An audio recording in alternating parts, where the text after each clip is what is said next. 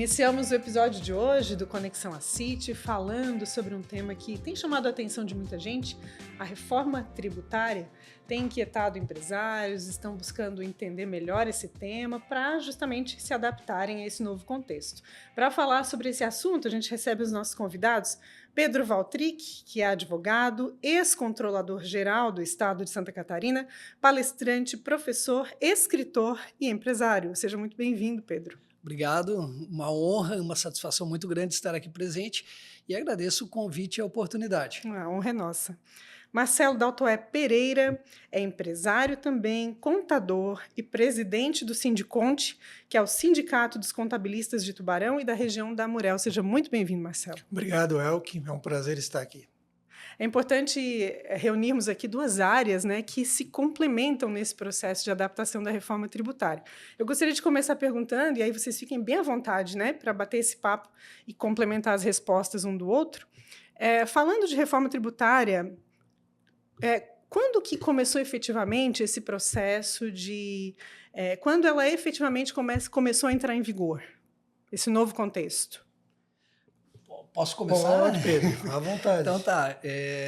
Bom, na verdade, o histórico da reforma tributária no país, ele vem de uma longa data, são 40 anos que vem se discutindo, porque nós tínhamos o Código Tributário Nacional de 66 e de um tempo após ele começou já a ser discutida a questão de uma reforma tributária. Foram 16 tentativas frustradas, na 17ª deu certo.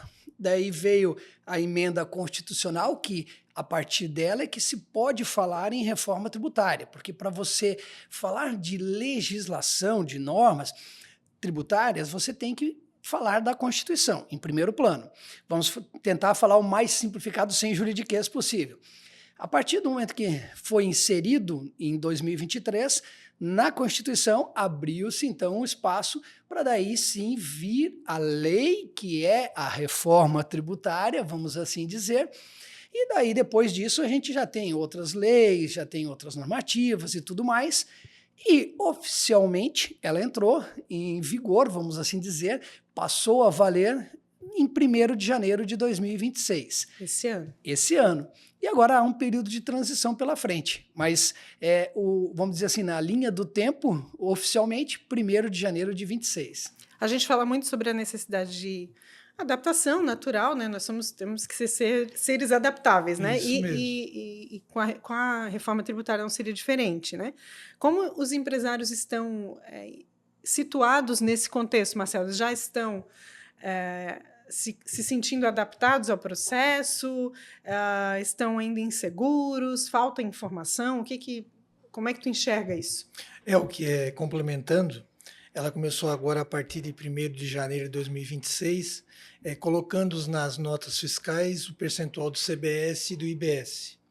Isso vai começar a gerar notificações a partir de 1º de abril. Só que essas alterações não é só o CBS e IBS, tu precisa da área de TI, tu tens que organizar os teus programas, tu tens que cadastrar o teu NCM, tens que fazer o teu CFOP, tá? Que em 2026 é só isso, a questão do CBS e o IBS na nota fiscal, tá? E aí a contabilidade junto com a parte da tributária da empresa, né, dos advogados, e a parte de TI, que é muito importante, né? A realidade é que vai pagar mais imposto? Vai pagar mais imposto. Como é que as pessoas estão reagindo a isso? Como é que vocês percebem? A gente sabe que quando fala em pagar mais imposto, o brasileiro já, né, põe a mão na cabeça e pensa, poxa vida, né, de novo isso. Mas como vocês que estão lidando diretamente com o público, especialmente esse público empresarial, estão percebendo? Eles entenderam em que contexto a gente está vivendo, entenderam essa realidade ou estão ainda na superficialidade dizendo mais imposto? O que isso representa no meio empresarial? Na verdade, como já tradicional no nosso país, há um hábito de deixar tudo para a última hora. E nós estamos vivendo um momento onde os empresários estão sentindo a água na canela ainda. Então, a maioria não está preocupada ainda se a água vai subir, se não vai, se tem que aprender a nadar, se não tem. Muitos costumam dizer que é coisa para o contador dar jeito, daí coitado dos amigos contadores que acabam sofrendo com isso, porque eles literalmente empurram a responsabilidade para cima dos profissionais. E o que nós temos hoje de dados oficiais recentes, o dado mais recente que eu tenho, 83% dos empresários no país não estão preparados para a reforma tributária. É muita gente. É muita gente.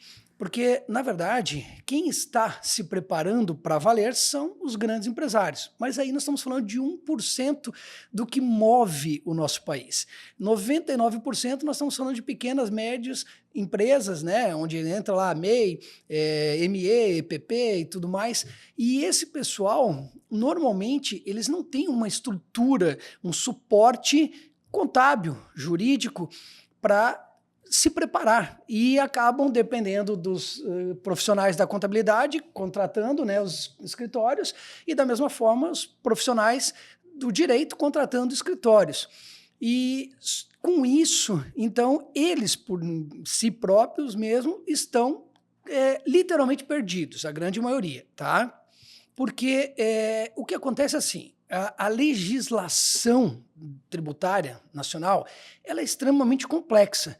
Daí você pegou um todo complexo que poucos já dominavam, acrescentou mais um monte de coisa e daí não dá para se esperar que nessa altura as pessoas estejam por Acontece dentro. uma mágica, né?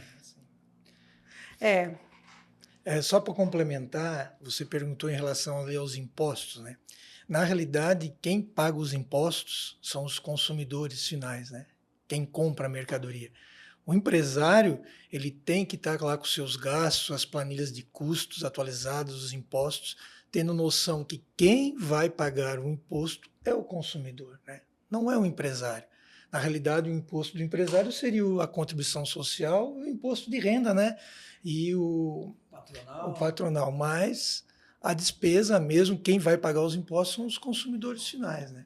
Consumidor, lá na ponta, Lá né? na Ou ponta, seja, todo produto que se adquire, se compra, tem um imposto embutido, né? Então, todo, sem exceção, né? Sem exceção. Uma parte fica na tributação. Eu acho que até diante desse dado de que tanta gente, muita gente ainda não se adaptou e talvez não entenda direito o que está acontecendo, eu gostaria de fazer uma pergunta bem básica. O que é a reforma tributária? Dá para a gente traduzir assim objetivamente? A gente consegue? Bom, eu começo, daí você me ajuda ali Sim. que eu deixar de falar. E então, nós podemos dizer o seguinte, né, que o país tem as suas normas, e quando falamos em normas, a gente abrange, pega desde Constituição até uma instrução normativa da Receita Federal, uma resolução de um comitê gestor do Simples Nacional. Então, normas abrange, envolve tudo, inclusive envolve a parte do CRC, né, pronunciamentos contábeis, tudo está no contexto de normas, certo? A reforma tributária é você mexer com as normas, desde o que nós temos uma pirâmide, no topo a Constituição, até tudo que vem para baixo. Então a reforma tributária é nesse contexto, de você pegar e alterar desde o topo da pirâmide, Constituição, e tudo o que vem abaixo, ou seja, todas as normas. Quando eu digo alterar tudo, veja, não é que nós vamos alterar toda a legislação, mas a partir do que você mexe no topo, inevitavelmente vai gerar um efeito dominó, vai derrubar outras pedras e isso vai repercutir. E com isso, algumas leis permanecem inalteradas, algumas permanecem devendo ser ajustadas e algumas novas vêm justamente. E aí é que está, vamos dizer assim, o mais forte da reforma, é o novo que vem. Porque o novo que vem, o nome já está dizendo, é novo, é novidade, E neste novo vem muita coisa que acaba alterando o que já existia. Só para você ter uma noção, né, eu falei que não quero ir para o juridiquês, mas nós tivemos normas que foram publicadas no final de 2025, daí normas publicadas em 2026, já alterando as próprias normas publicadas, recém-publicadas em 2025. Então, a própria lei complementar, que é a reforma tributária, ela foi publicada e agora já veio uma outra em janeiro de 26, alterando cerca de 100 artigos dos 544 da primeira.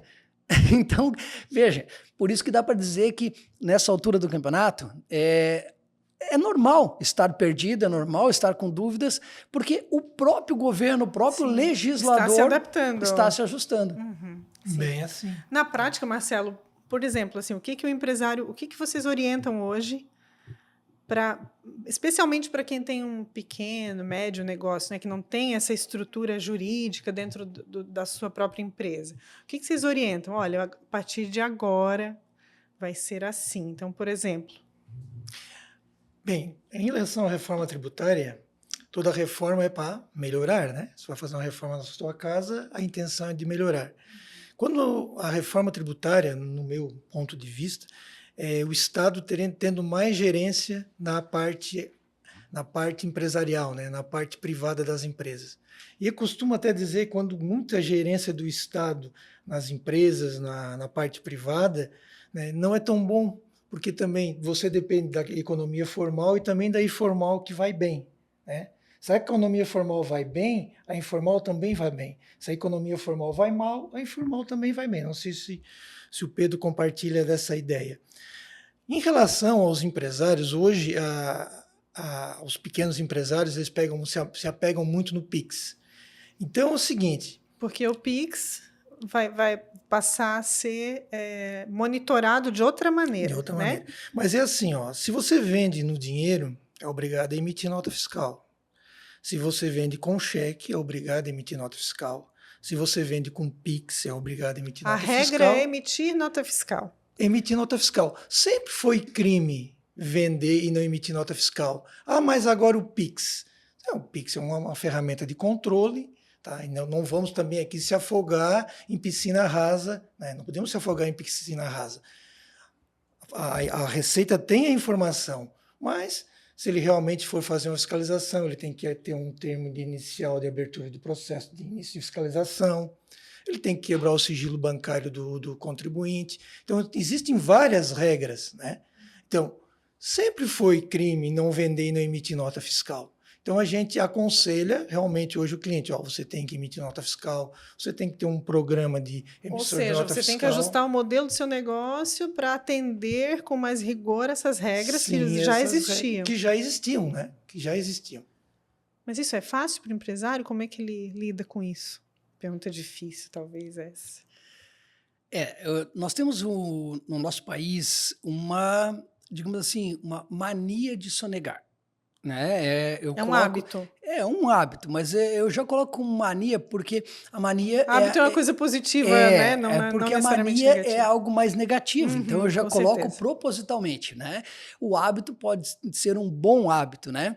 Então a mania você já tem um peso mais negativo na palavra, e aí é proposital.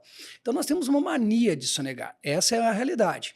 E isso aparece de maneiras diversas, como a não emissão de nota fiscal, a empresa fantasma, a nota, digamos assim, a meia nota, e aí vai. Uma série, a pejotização, abrir diversos CNPJs para escapar, ficar dentro de um limite do Simples Nacional. Então há essa mania de sonegação.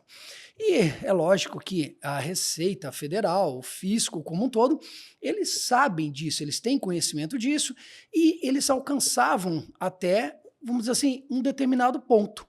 O que acontece agora é que o sistema desenvolvido pelo SERPRO, que já está efetivamente em aplicação, em uso, ele é 150 vezes mais potente que o Pix. Então, o poder da Receita Federal, agora do fisco, ele se transformou em um superpoder. Ela vai enxergar o que não enxergava, vai alcançar o empresário que ela não alcançava, e a verdade é que tudo que envolver qualquer forma de transação digital é rastreável pela Receita Federal. Isso já está valendo? Na verdade, isso já vinha antes, só que antes era limitado. Vou te dar um exemplo do que era o limitado.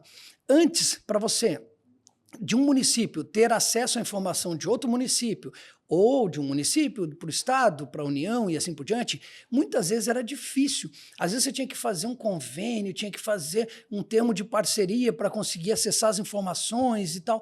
Agora isso já veio na legislação. É obrigatório União, estados e municípios fazerem, digamos assim, a divulgação dos seus dados e o cruzamento será realizado de maneira automática. Então é por isso que vai ficar muito mais fácil de se conseguir detectar essas, digamos assim, falhas que acontecem, né? Uma questão que eu acho que é interessante, deveria vir dentro do banco de escola, é como tu administrar o teu dinheiro. Então, muitos empresários, pequenos empresários, normalmente eu vejo qual é o capital, eu chego lá, qual é o capital inicial da empresa? Eles não sabem, porque começam do nada. Então, é diferente de um projeto, de um planejamento, que tu tens um dinheiro, vais fazer um projeto que vai ter o teu retorno, o payback e tudo mais. E hoje a gente vê assim, muita dificuldade no capital, porque o capital de giro também é capital. Tá? Então, a pessoa, o empresário, o pequeno empresário, né, ele começa o negócio assim mais por vontade e força de chegar lá.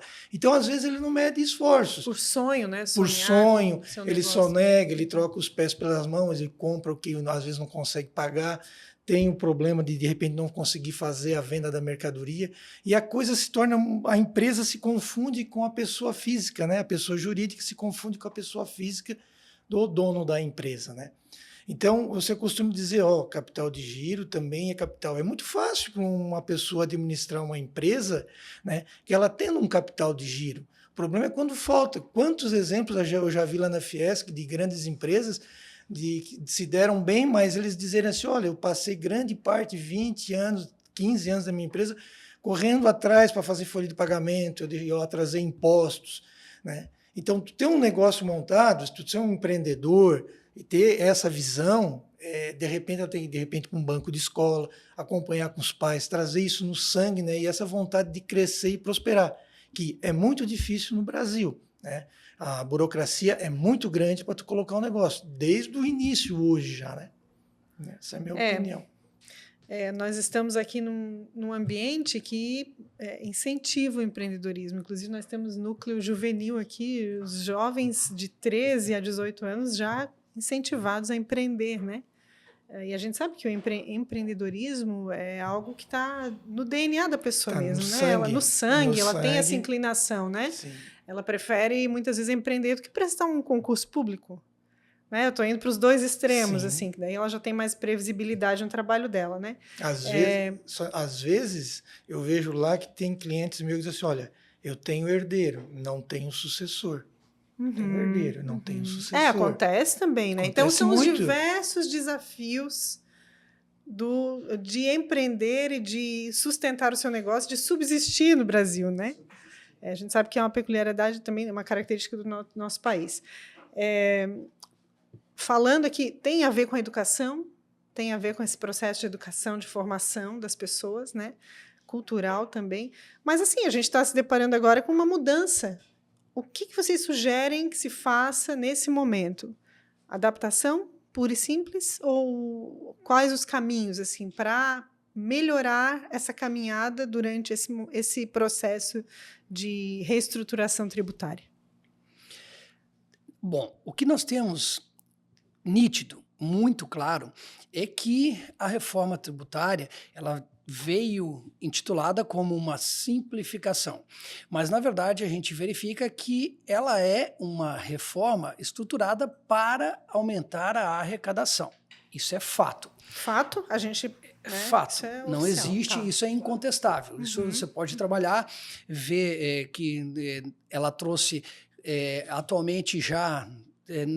na minha última visão, na minha última verificação, alteração em 14 alíquotas, ou seja, então assim, e quando você fala em alteração, essas alterações normalmente acabam lá na ponta gerando vamos dizer assim, uma arrecadação maior de tributos, né?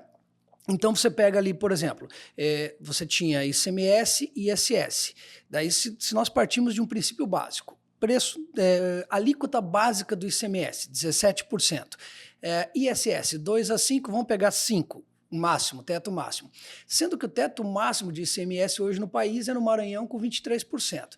Mas se nós pegarmos a média, 17%, e o máximo de ISS e somarmos pura e simplesmente, então a gente está falando de 17 mais 5, estamos falando de 22.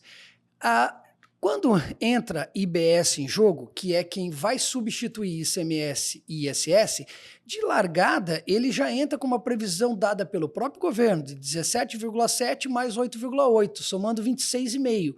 Então, quer dizer, é uma matemática meio que lógica, né? Mas daí você vai dizer, mas daí tem regime diferenciado, tem regime específico, tem e tal. Ok, mas esses regimes diferenciados específicos, eles vieram só para suprir necessidades que nós tínhamos antes como incentivos, benefícios fiscais, e que, imagina, de repente alguém do setor de serviços que está acostumado a pagar 5%, de uma hora para outra passar a pagar 26,5%. Isso é o que o governo previu, porque nós, tributaristas, estamos estimando em torno de 28%, podendo, Deus não ouça isso, mas chegar a mais. Então, veja, há um aumento, é incontestável. O setor de serviços é o maior penalizado, a indústria, alguns casos, vai haver redução, isso também é real, mas de uma maneira ampla, vai haver aumento sim, até porque a maioria do que move o nosso país está vinculado ao setor de serviços. Então, você aumenta a tributação para aquilo que mais gera emprego e automaticamente, né, arrecadação é um resultado, digamos assim, meio que lógico, né? Só que aí o que acontece nesse contexto? Veja, o empresário hoje vive muitas vezes da sonegação. Ele sobrevive, até melhor, substituindo a palavra, ele sobrevive da sonegação. Então você costuma ouvir um empresário dizendo, não, se eu for declarar tudo, eu tenho que fechar as portas. Então, em outras palavras, é sobreviver da sonegação. Ele sonega uma parte para conseguir sobreviver com o seu negócio. Isso é uma das situações. Além disso, existe também uma questão que, por exemplo, se nós formos pegar um Simples Nacional, que a maioria das empresas estão vinculadas, né? E também tem essa questão da sonegação, da omissão, da não emissão de nota e uma série de fatores. E o Simples Nacional, por exemplo, como é que funciona? De jeito bem simples, assim, bem básico. Eu vamos colocar uma data aqui só hipotética, né? Dia 10 do mês de fevereiro eu vendo um produto. Minha empresa é do Simples Nacional. Ok, eu só vou recorrer ao tributo desse produto que eu vendi no dia 20 do mês seguinte, quando eu for pagar que é a guia de arrecadação lá, né? Documento de arrecadação simplificada. Então, veja, eu fico com o dinheiro que não é meu, porque aqui, quando entra hoje, entra tudo. E daí fica o que é meu e o que é do governo até dia 20 do mês seguinte. Então, às vezes eu posso ficar 20 dias, 30 dias, até mais que isso, com o dinheiro que não é meu girando no meu caixa. Daí agora a gente vem com split payment. Daí todo pagamento que for feito de maneira digital, cartão de crédito, débito, Pix, já vai separar na hora, splitar, separar. Então, supondo, vendi R$100, 28% tributo, ok. Na minha conta vai entrar só 72, tá? Daqui para frente, daqui em diante com o split payment. Enquanto que hoje não. Eu vendo por 100, entra os 100 na minha conta. Lá na frente eu vou pagar o que é do dá essa governo. Sensação de ter dinheiro que na verdade não é seu. Resumindo é isso. E daí aí é que está o problema. Então hoje nós temos empresários que sobrevivem da sonegação, empresários que o fluxo de caixa depende do dinheiro que não é deles, porque o tributo teoricamente não é deles, né? Na prática eles acabam utilizando, mas na teoria não é. E às vezes até quando chega a data de pagar a guia, se não tem caixa não paga, simplesmente empurra, vai para frente, lá na frente negocia e aí vai. E aí o que vai acontecer? O que vai acontecer é uma formação de uma nova mentalidade. Se não for assim, não tem fórmula mágica, não é Harry Potter chegar com uma varinha, tá tudo certo, tá tudo resolvido. Por quê? A sonegação vai ser reduzida gigantemente. Estima-se aumentar em 400 a 500 bilhões já nesse ano de 2026 a arrecadação só pela redução da sonegação. Daí, a sonegação reduzindo, automaticamente aquilo que era a margem que ele utilizava para sobreviver, sonegando, vai reduzir, vai ficar mais difícil para ele. Daí daqui a pouco aquele dinheiro que ficava no caixa dele para ele utilizar por um período, já nem entra mais. Ou seja, se não houver um ajuste, uma adaptação no que diz respeito à precificação, infelizmente, o futuro será nebuloso. Eu até tenho o fato, digamos assim, um fato que eu não gosto de falar muito, porque as pessoas podem encarar como pessimismo, mas antes eu sempre gosto de dizer, eu sou realista ou otimista, nunca pessimista. Mas sendo realista, pode escrever, vai estar gravado. De 2029 a 2032 nós vamos ver algo nunca visto no nosso país. O número de empresas que irá falir será uma coisa absurda, de 2029 a 2032. E aí as consequências são incalculáveis, né? Amigo? Mais ou menos isso, né? O Pedro falou, eu falo a questão do capital de giro, né? Capital de giro também é capital. Então, na realidade, hoje os empresários estão se autofinanciando com um imposto, né? Ou que sonegam ou que omitem, né? Então, isso aí realmente que o Pedro falou é verdadeiro. É a questão, tu receber 10 e depois tu pagar um imposto, tu trabalhar com esse dinheiro. Então é uma situação que os empresários vão ter que se adaptar, vão ter que separar a pessoa física da pessoa jurídica, vão ter que ter um prolabore, vão ter que realmente calcular, precificar os seus produtos, ou seja, calcular o custo, calcular o preço para que ele não tenha prejuízo. E é uma questão... e botar o fogo no parquinho. Em tese, a tributação, ela serve para quê? Sustentar o país, literalmente. Porque, na verdade, o que acontece é o seguinte, indo um pouquinho para o direito administrativo, né?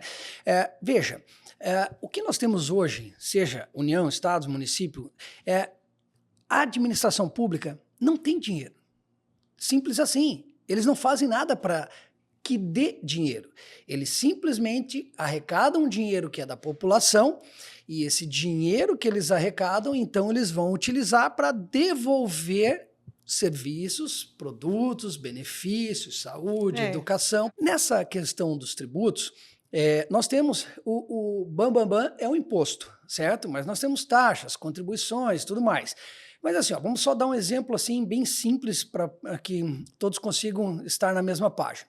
Quando a gente fala em taxa do lixo, né? A taxa do lixo é uma taxa realmente e ela é um tributo vinculado. Ela é arrecadada com uma destinação específica para o lixo. E muitas vezes o que é arrecadado não cobre o que é gasto. Ele não tem uma vinculação. Então o imposto é o dinheiro que o político mais gosta, porque é o dinheiro que ele pode deslocar para onde for interessante. Então, lógico, existem algumas questões legais de vinculação com saúde, com educação, percentual e tal, mas o imposto é aquele dinheiro que entrou, se ele quiser asfaltar uma rua e tiver condições, ele pode asfaltar. Se ele quiser colocar num posto de saúde, ele pode. Ele faz a gestão conforme achar mais apropriado. Isso é um imposto. Então, o que é a tributação? É isso. É o dinheiro que a população paga e a administração pública, o nome já diz administração pública. Então, ela administra o que é do público, ou seja, o que é da população. Isso é a tributação. É interessante a gente estar falando aqui de coisas, de conceitos bem básicos, né? Mas que muitas vezes é importante a gente trazer isso para a mesa, né? Mas o dinheiro não é público. O dinheiro não é público, o dinheiro é privado. Ele saiu meu. A fonte do recurso é privada. É privado, né? E aí, por esse dinheiro ser considerar público, aí gasta-se mal o nosso dinheiro, né? Gasta-se mal o nosso dinheiro. Bom, falando na prática, né? Eu imagino que muitos que estão nos assistindo devem estar pensando, será que o meu segmento vai sentir mais do que o outro né? Se eu trabalho num segmento, num setor, outro no outro, quais os setores que vão ser mais afetados? Tem esse dado? Tem esse mapeamento? Pode falar com O bastante Patrick falou autoridade. dos serviços, Não, né? Prestação de serviço. Prestação de serviço, mas Prestação. tem dentro dos prestadores de serviço, que são vários, né? Tem algum setor que acaba tendo que se adaptar mais do que o outro? Todos vão ter que emitir nota fiscal. Aí é o seguinte, né? Temos a questão do CBS e do IBS, né? Já que a questão dos serviços, o CBS, o COFINS e o PIS, que está resolvido, né, Pedro? Mas o IBS e o CBS, nós temos a questão de todos os estados e de todos os municípios brasileiros, né? E para isso até quero repassar essa pergunta para o Pedro. Pedro, o que tu acha em relação ao IBS, ao ISS e o ICMS? Se resolve essa situação até o final de 2026? Bom, na verdade, vamos lá. O que é o IBS? O que é o ISS? O que é o... Tá, vamos lá. Essas Vou dar uma todas, passadinha. que nem todo mundo nesse, sabe, né? Nesse monte de S aí. Isso, Vamos dar uma passada geral. Então vamos lá. Iniciando por CBS. CBS, Contribuição sobre Bens e Serviços da União, ela vem substituindo PIS e COFINS, ok? IBS, Imposto sobre Bens e Serviços, que é compartilhado entre estados e municípios, porque vem substituindo ICMS estadual e ISS municipal. O ICMS é popular, Imposto sobre Circulação de Mercadorias e Serviços, popular porque o nome dele é um pouco mais completo que esse. E o ISS, Imposto sobre Serviços, certo? Que a gente pode dizer que a reforma tributária, na verdade, ela veio com um IST, um imposto sobre tudo, porque, na verdade, muito que não era tributado antes, agora vai ser, justamente porque agora nós estamos falando de tributação sobre o consumo. Antes você falava de circulação de mercadoria, de serviço prestado, mas agora é sobre o consumo. E quando a gente fala consumo, o consumo pode ser estendido até para bens imateriais, por exemplo. Você pode gerar uma tributação, por exemplo, vamos lá, aluguéis. Aluguéis, teoricamente, sempre existiu imposto de renda, mas a pessoa física. Isso, imposto de renda é pessoa física. Mas a partir de agora, dependendo, poderá também ser tributado pelo IBS e pela CBS, justamente porque é aí que entra, pegando esse contexto como um todo. Voltando na pergunta inicial aqui, vamos lá, 2026, entra CBS e IBS numa fase teste, né? Destaca-se 1% nos documentos fiscais, desse 1%, 0,9% CBS, 0,1% IBS. Ok. Partindo-se do princípio que seja feito o lançamento, obrigações acessórias, de forma correta, tudo certo, não recolhe nada, só fica lá na notinha bonitinha só para inglês ver, vamos dizer assim. Mas se você cometer falhas, como o nosso colega já falou, a partir de 1º de abril você corre o risco de ser penalizado. E uma das penalidades é ter que recolher, inclusive, os valores que não precisaria, né? Quando a gente virar para 2027, o CBS ele entra de maneira total. Então, deixa de existir PIS, COFINS e CBS entra total. Durante esse ano ele vai ser calibrado e vai se chegar na alíquota, que lá no início foi prevista em 8,8%, e agora eles vão calibrar e vão dizer, quando chegar ao final de 2026, vão ter que dizer, 1º de janeiro de 27 vai ser 8,8%, que eles disseram lá, vai ser 8%, vai ser 9%, vai ter que ter, porque ali ele entra valendo. Daí, o IBS, ele ainda vai ficar mais um período. 2027 ele ainda permanece nesse 0,1%, sendo metade para os municípios, metade para o estado, 0,05%. 2028 é um ano que não muda nada, é um ano justamente para colocar a casa em ordem, porque vai dar tanta coisa pelo caminho que precisa ter um ano para colocar a casa em ordem. 2029, aí o IBS começa a entrar para valer. De que forma? Da seguinte maneira. Nós temos aqui um 100% de ICMS e ISS. E temos um 0%, 0,1 na verdade, ali, né, de IBS. Né? Mas o que vai acontecer? Em 2029, a ICMS e ISS vão ser reduzidos em 10%. Enquanto que o IBS vai ser aumentado em 10%. E assim vai, ano a ano, um diminui 10, outro aumenta 10. Quando chega 2032, que vai estar ICMS e ISS em 60%, IBS em 40%, teoricamente no próximo ano nós íamos para o equilíbrio, meio a meio. Não, daí, puf, aí deixa de existir ICMS, deixa de existir ISS e IBS entra total, 2033. Então, o que acontece? Nessa fase aí de transição, tem um detalhe que é muito interessante. A legislação do CBS é vinculada ao IBS. Mas quem é que entra primeiro? O CBS. Então a gente coloca primeiro o que depende do outro. Veja, é meio estranho. Pô, mas por que isso? Tem justificativa. Por quê? Primeiro, CBS é da União. Ela tem um controle realmente maior sobre isso. Já o IBS, estados e municípios, o controle dela é menor. Então, a ideia é, vamos colocar primeiro o nosso, que a gente manda mais, e que a alíquota é menor, o impacto é menor, vai sentir um pouco menos no bolso, o empresário, as pessoas como um todo vão sentir um pouco menos no bolso, daí a gente vai ajustando, vai dando uma lapidada, e depois a gente entra onde vai pegar pesado, que o IBS é justamente o que vai pegar pesado para valer mesmo no bolso, né? Pedro, mas a minha pergunta também tem uma outra conotação. E Santa Catarina, que é um estado produtor, sai perdendo muito com esta questão do IBS, porque o imposto vai ser recolhido lá quem comprar. Então, o imposto vai para o estado de Santa Catarina, vendeu para São Paulo, vai para São Paulo. O que tu me diz disso aí? Será que realmente vai acontecer esse IBS, essa briga dos estados? Porque Santa Catarina perde muito por ser um estado produtor. Sim. Aí nós temos duas questões, né?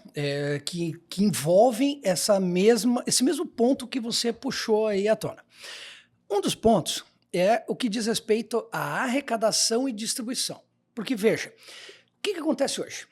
O município de Tubarão arrecada, vai para o cofre do município de Tubarão e ele vai daí distribuir, vamos dizer assim, né, conforme as necessidades e tudo mais. Estado de Santa Catarina arrecada, vai para o cofre, Cefaz Santa Catarina e ela vai fazer o que tem que fazer. Joia. Agora com o IBS temos, o que é o primeiro ponto, algo totalmente diferente. Tudo que for arrecadado de IBS não vai mais ficar no estado nem no município, vai para o comitê gestor, que é um super órgão super poderoso que vai gerir toda a arrecadação de IBS do país.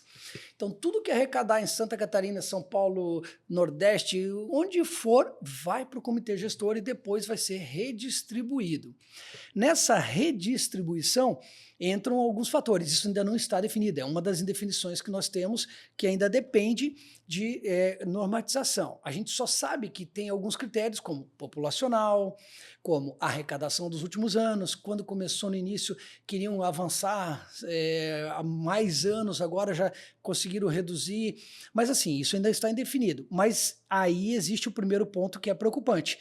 Santa Catarina, tudo que for arrecadado no estado, nos municípios, não vai ficar aqui nada, vai tudo para o comitê gestor e depois volta. Então aí nós temos uma preocupação. Quanto vai voltar? Hoje a gente já tem um prejuízo legal, né? Que hoje de cada 100 que vai, volta só 10, né? Esses são números reais. E esse é um dos fatores. O outro fator que você citou é o que nós chamamos de tributação na origem e no destino, que digamos assim, vinculada à questão da guerra fiscal. Então, como que funciona hoje? De uma maneira simplificada. Não dá para generalizar 100% dos casos, mas de uma maneira assim simplificada, seria mais ou menos assim. Imagine que o imposto dentro de Santa Catarina, ICMS, seja 17%, e que quando sai de um estado para o outro existe um valor, uma alíquota de 12%. E esses valores são reais, tá? Só que não é generalizado, depende de estado para estado. Mas assim, o que acontece basicamente quando sai de um estado para o outro hoje? É o que nós chamamos de DIFAL, diferencial de alíquota. Então ele faz a diferença entre o 17 e o 12, que é 5. Resumindo, 12 fica com um, 5 fica com o outro. Hoje, se o produto é produzido aqui, sai daqui para o Paraná, por exemplo, Santa Catarina ficaria com os 12, o Paraná ficaria com os 5. Seria basicamente isso. Repito, não é para todos os casos, mas só para a gente entender e ir usando como número o que é o mais comum. Agora, com a reforma tributária, a tributação vai passar a ser toda no destino. Ou seja, tudo que se produz em Santa Catarina, vendeu para Curitiba, por exemplo, lá no Paraná, onde vai ficar a arrecadação? A arrecadação vai considerar Curitiba. Então, vai ser considerada a arrecadação total e integral em Curitiba, no destino. E isso você pode estender para qualquer lugar. E aí nós temos uma situação que realmente é muito preocupante. Porque, vamos lá, sem, de maneira alguma, querer ser bairrista, mas sendo realista, como eu disse, eu sou realista ou otimista sendo realista. É muito mais fácil Santa Catarina vender para o Nordeste do que comprar do Nordeste, certo? Se é muito mais fácil Santa Catarina vender para o Nordeste e a tributação é no destino, quer dizer que antes ficava aqui, agora vai ficar lá. Isso é a tributação no destino, que é algo preocupante. Mas aí, nessa questão, para absorver parte desse problema, estão sendo criados fundos em termos de União, em termos de Estado, até alguns municípios também estão se prevenindo para isso.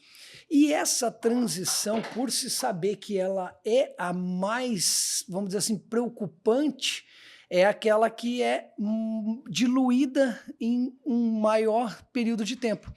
A reforma tributária, o período de transição total dela vai até 2078, justamente para absorver a mudança da tributação na origem para a tributação no destino.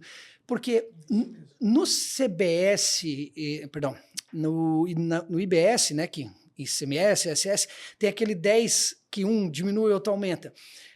Já para absorver essa questão da tributação na origem para a tributação do destino, não dá para fazer algo tão rápido assim, 10%, como foi feito ali, porque senão o impacto seria muito grande e certamente tsunami. Iria ser um tsunami, iria quebrar, ia ser assim, um tsunami, sim, literalmente, passar assim, destruindo tudo que tem na frente.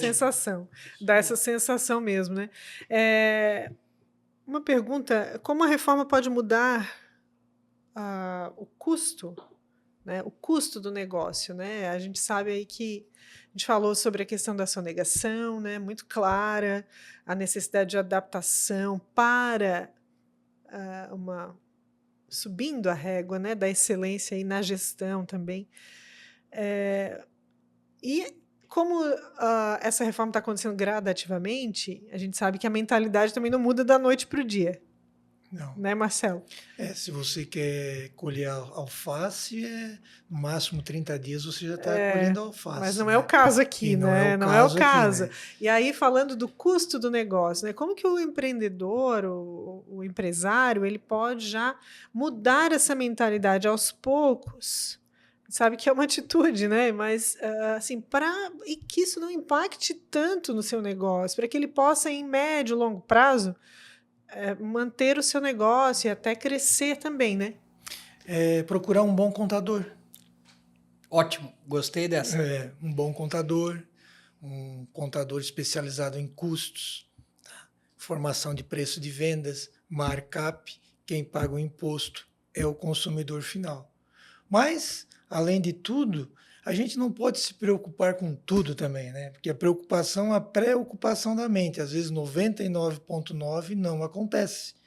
A minha pergunta para o Pedro em relação ao IBS, porque eu vejo que a coisa vai emperrar aí, Pedro, essa questão do IBS. Tá? Eu Que acho na que teoria a prática vai ser bem diferente. vai ser diferente. O COFINS e o PIS, que é o CBS, é do governo federal, está resolvido, mas o IBS vai ter a briga dos estados e não vai ser com duas palavras. Costumo dizer assim, ó, se o seu contador disser que não vai acontecer a reforma tributária, que não vai sair, não, isso vai acontecer.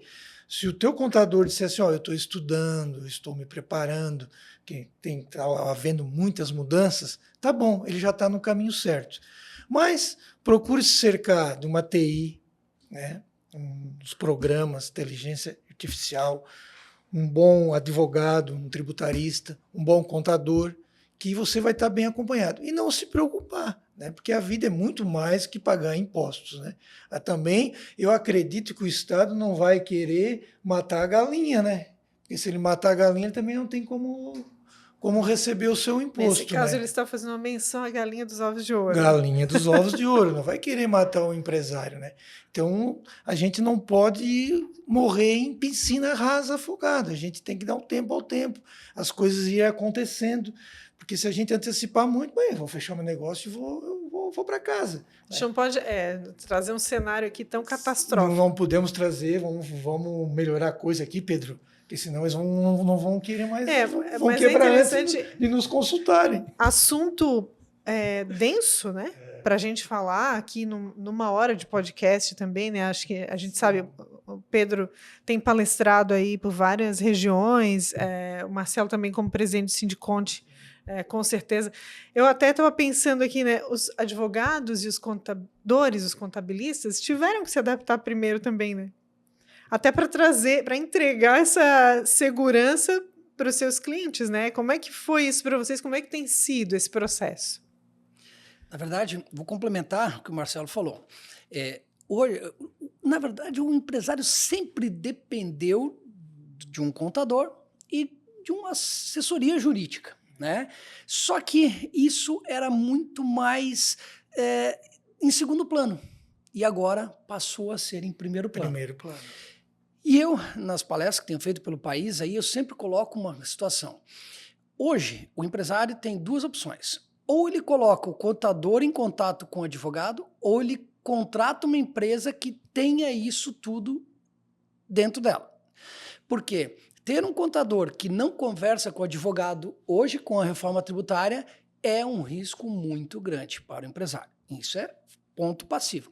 Então agora é o momento de contadores e advogados fazerem parcerias, se juntarem, porque vão precisar sim um do outro.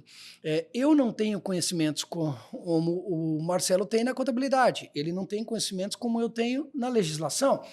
Só que até agora dava para sobreviver cada um no seu quadrado, na sua casinha ali, né? E daqui para frente o empresário vai precisar que os seus contratados, advocacia e contabilidade, se conversem ou contratar uma empresa que traga isso consigo. Existe aí uma, digamos assim, uma profissão nova surgindo no mercado, que nós estamos dando o nome de estrategista fiscal, estrategista tributário, que são profissionais que dominam a área jurídica, contábil e financeira, mas são poucos. Eu, particularmente, participo, inclusive, dando aulas em pós-graduação, justamente nessa temática de estrategista tributário, porque a minha formação permite. Eu comecei com engenharia, depois fui para matemática, depois fui para o direito, daí fora as especializações da vida. Eu só não fiz contabilidade, mas estudei de forma indireta, assim, né? Indireta não, direta mesmo. Eu me preparei, só que autodidata na contabilidade, né? Porque não tem como dominar a área tributária se não entender. Veja, eu não domino a contabilidade, mas eu entendo aquilo que eu preciso da contabilidade. Então eu não sei, por exemplo, fazer um lançamento, um SPED, por exemplo, isso eu não sei, mas também não é da minha profissão, eu não preciso saber. Mas eu tenho que saber que NCM é a nomenclatura comum do Mercosul, isso eu tenho que saber. Por quê? Porque a classificação da NCM errada pode gerar uma tributação a mais, a menos, agora pode gerar multa, né, e tudo mais. Então, esse tipo de situação. Então, hoje, o que se precisa é isso. Ou você faz com que advogado e contador se conversem, ou contrata uma empresa que tenha ambos nela, ou acha um estrategista tributário. E agora falando um pouco, trazendo um pouco mais de otimismo, né, para esse cenário, onde os empreendedores podem enxergar oportunidade com essas mudanças? Isso é possível? É possível, na minha opinião, é possível. Né? Não querendo ser utópico, mas se todos pagassem os impostos corretamente, todos, eu digo todos sem exceção, estaríamos todos iguais, né? A concorrência seria leal e não desleal, na minha opinião, né? A reforma tributária eu vejo, sim, vai aumentar o imposto, vai. Quem vai pagar esse imposto? Tem que ser o consumidor final. Se tudo isso fechar certinho, todo mundo comprar e todo mundo vender com nota, todo mundo comprar e vender com nota, todo mundo pagar o seu imposto, recolher o seu imposto devido, tranquilo. Mas é uma utopia, não sei se nós chegaremos nesse ponto, né? Que é uma coisa que de repente nós não vamos estar nem vivos aí para ver isso acontecer, né? É um processo meio que autorregulatório, né? Porque o sonegador, ele joga o preço dele para baixo, que complica a vida daquele que faz certo. Que faz certo. Né? Então, a partir do momento que a gente consegue equalizar melhor isso daí, a gente, no decorrer, no longo prazo, as expectativas, sim, são otimistas, são boas. E eu posso dizer para você, a reforma tributária, a longo prazo, ela sim vai simplificar, ela sim vai ser boa para o país. Agora, tem que ser, isso é o lado otimista. Agora, o lado realista, nós temos um período de transição, que é aquilo que eu falei, pegar um monte de coisa que quase ninguém sabia, juntar com um monte de novidade, e nesse período de transição vai ser caótico. Isso é fato. Então, nós temos um período complicado? Sim, mas o ditado já diz, né? Depois da tempestade vem a bonança. Então, nós teremos um período de tempestade agora? Sim, não adianta esconder. Isso é inevitável. Mas depois vai melhorar? Também, sim, vai melhorar. Essa é a ideia. Né? E nesse contexto, o que o Marcelo falou é perfeito. Não sendo utópico, mas tende a acontecer uma melhoria nesse contexto, porque a própria tecnologia da informação vai evitar a sonegação. Então, assim, existem processos que vai fechando as torneiras, né? Isso, e vai ser meio a fórceps para alguns empresários, mas eles vão acabando se ajustando no desenrolar do prazo, até que vai chegar um momento que, não sendo utópico, né, Marcelo, mas vai melhorar. Vai ter menos gente sonegando, vai ter mais gente emitindo nota fiscal, e daí o processo como um todo passa a funcionar bem. Até ontem, numa reunião aqui, a questão da pirataria, né? Tem aqui comércios na região que vendem produtos piratas, né? Então, teria que ter uma fiscalização mais árdua, que também é desleal para aquele que vende o produto original, né? É complexo, né? É bem complexo. Bastante complexo, né? Bem complexo. Falando a gente não falou muito aqui do MEI, né? E do Simples, né? Falamos um pouco do Simples, né? Impacta também nesse perfil de empreendedor? Bastante. E de que maneira? Bastante. Tem preferência por falar de algum? Daí podemos cada um falar de um? Não, fique à vontade. Para mim, o MEI era uma coisa que não precisava existir, mas tudo bem. Tá bom, então. Então vamos lá. Bom, eu vou dar uma pincelada rápida. Acho que é melhor aqui, o Pedro então. falar do MEI. O MEI, assim, de maneira bem rápida e sem aprofundar, mas algumas mudanças que realmente vão impactar diretamente a vida do MEI. Então, a questão que antes não era obrigatório a emissão de nota fiscal para todo tipo de serviço, agora passa a ser. Outra questão, o cruzamento e a soma das receitas.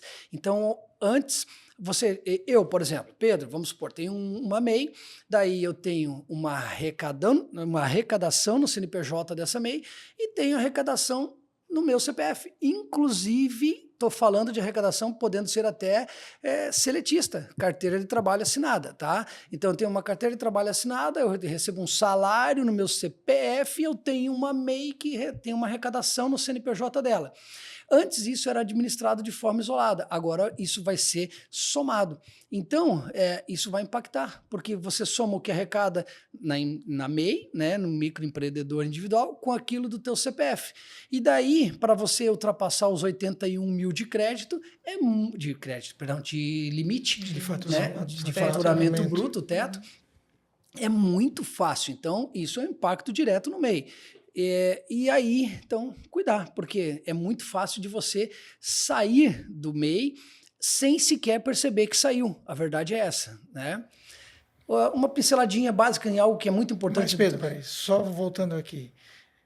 No MEI você contribui com o salário mínimo, né? 11% ali, 5% do salário mínimo. Isso. Eu não acho correto somar o teu salário de CLT com o faturamento do MEI. Então, que tivesse um prolabore, um salário mínimo. Não sei se isso prospera, porque também não faz sentido. Eu tenho uma renda de CLT, vou somar com o faturamento da empresa. É uma coisa diferente da outra. Agora, se eu somasse com o meu rendimento, do meu prolabore e do MEI, aí tudo bem. Agora, com o faturamento, é muita misturança. Te entendi perfeitamente. Entendeu, né? Mas, assim, infelizmente, não é isso que eles... Agora, os microempreendedores estarão sujeitos, né? Mas pode ser alterado, né? Pode ser alterado, vir a ser, pode sofrer ajuste. Pode sofrer ajuste, sim. Entendi a tua ideia e até vou dizer, eu acho mais justo, tá? Eu penso assim de maneira coincidente com a sua. Mas, infelizmente, hoje o que está é isso. Tudo que tiver de renda no CPF, soma com o CNPJ da MEI e vai para o limite, para cálculo, para ver se ultrapassa ou não o limite de 81 mil. Detalhe, o limite de 81 mil é de 2018 e todo ano o salário mínimo sofre um reajuste. A contribuição é 5% do salário mínimo. Todo ano o MEI tem um acréscimo na contribuição, mas o teto dele permaneceu o mesmo. Ou seja, a chance dele extrapolar o teto e daí cair numa ME aí, para o Simples e tal, não houve tolerância, porque o teto é o mesmo, mas ele paga mais ano a ano. Mas esse princípio que nós temos ali, que é o princípio da entidade, né?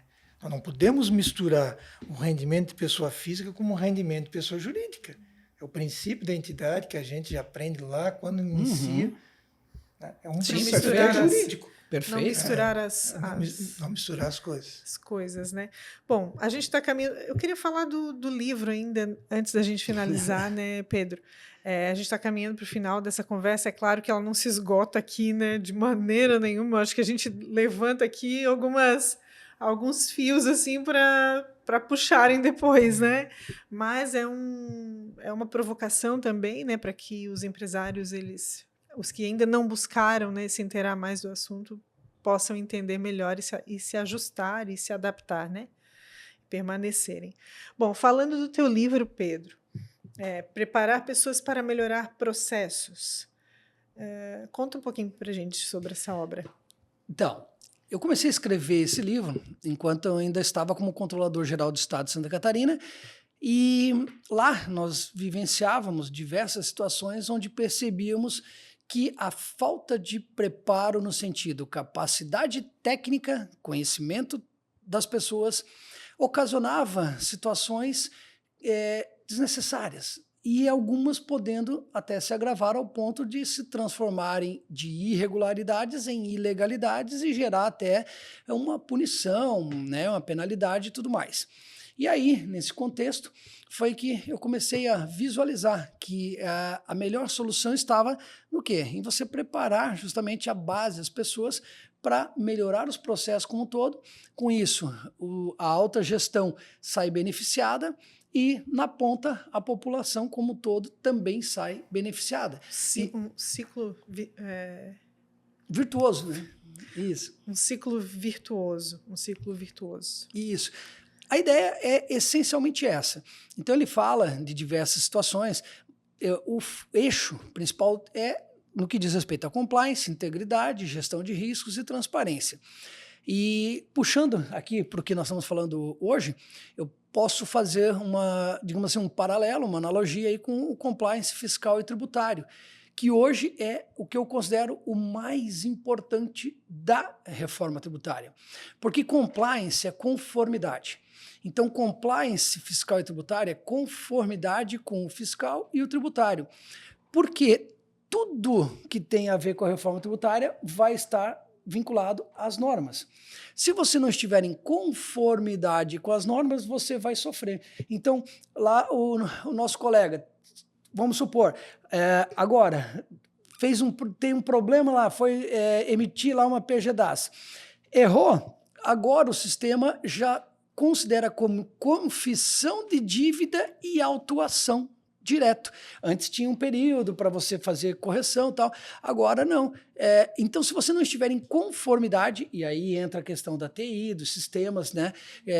Os próprios desenvolvedores têm que olhar para isso, mas se você não estiver em conformidade com as normas que estão surgindo aí com a reforma tributária, certamente você vai ocasionar, de alguma forma, em mais alto ou mais baixo grau de estrago, mas vai gerar problemas. E eu até, nas palestras, eu falo que eu não queria ser contador nos próximos 10 anos, tá? Sem brincadeira, porque agora tem um risco muito grande de não conformidade. E esse risco gera, em alguns casos, multas automáticas. Só que o problema é que antes, uma falha humana é perfeitamente possível de acontecer. Então, lá no escritório contábil, ocorreu uma falha humana, podia ser feita uma correção, e você entrava lá, fazia uma correção e, ok, estava tudo certo, tudo resolvido, vamos dizer assim, né? Agora, tem situações onde automaticamente é considerado confissão de dívida e gera multa.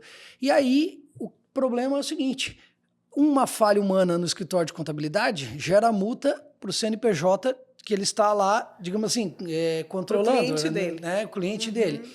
Daí, o que vai acontecer? O cliente vai pagar, a culpa foi do contador, o contador vai pagar, então assim, vai gerar, eu até brinco assim, ó, o pessoal da contabilidade cuida bastante aí agora, mais do que já cuidava, porque senão vai doer na parte mais dolorida do corpo, que é o bolso, ou pior que isso, pode pegar um cliente esquentadinho e ainda querer tirar satisfação aí, né? Doer 2 vezes. Vai dar serviço para os advogados. Mas daí é o pessoal do penal, daí não é comigo. Costumo dizer que o único profissional que deseja que o cliente vá bem é o contador.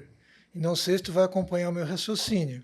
Um dentista quer Pelo menos é o primeiro que vai desejar. Um dentista quer que você tenha uma cárie. Um médico quer que você tenha um problema de saúde. O advogado quer que você tenha um processo, né?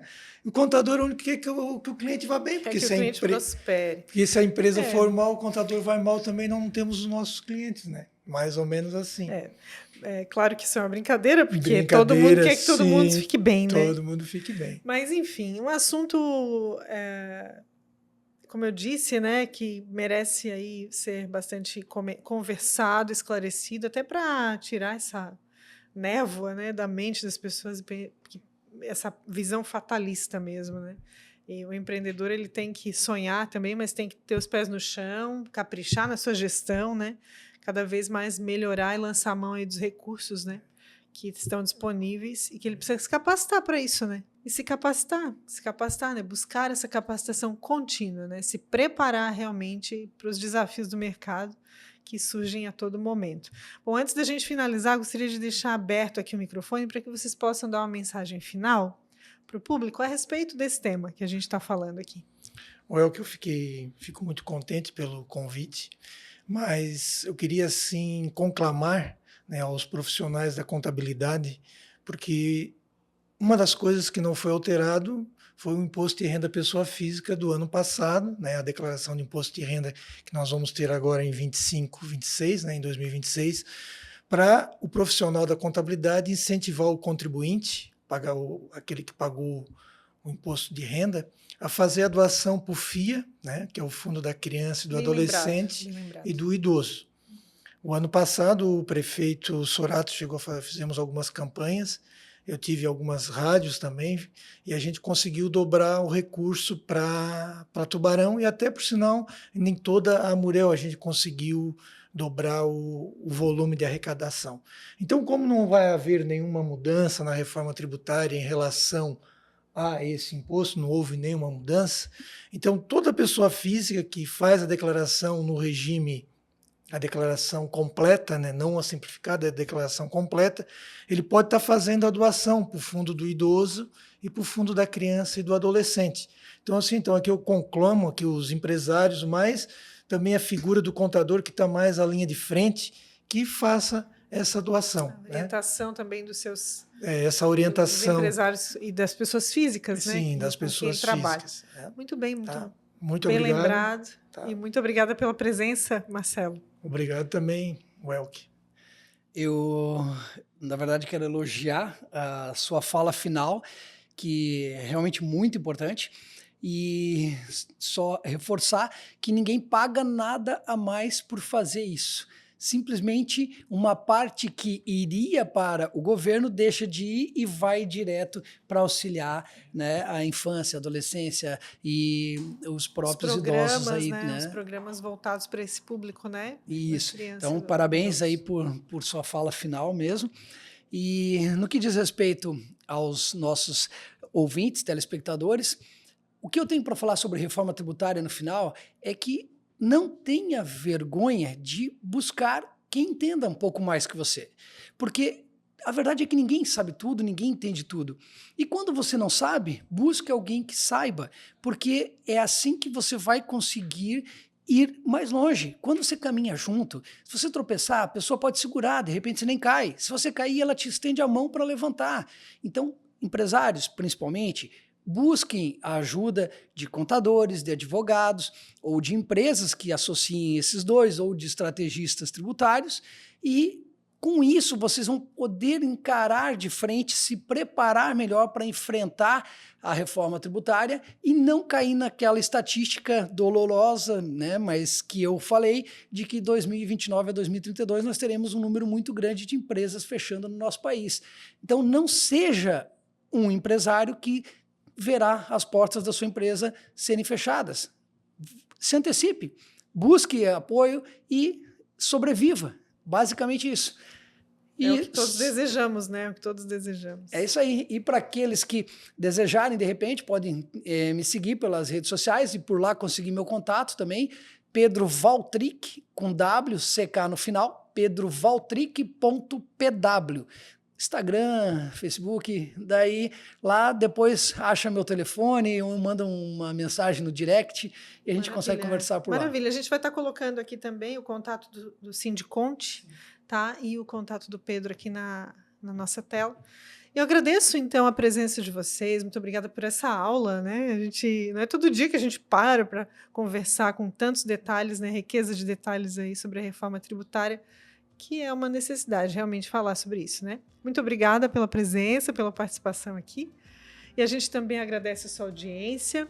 Lembra de compartilhar esse conteúdo com quem você conhece lá nas suas redes sociais para ampliarmos esse movimento, contribuir para que mais informação chegue aos empresários e às pessoas da nossa região. Até o próximo episódio do podcast Conexão Ascite.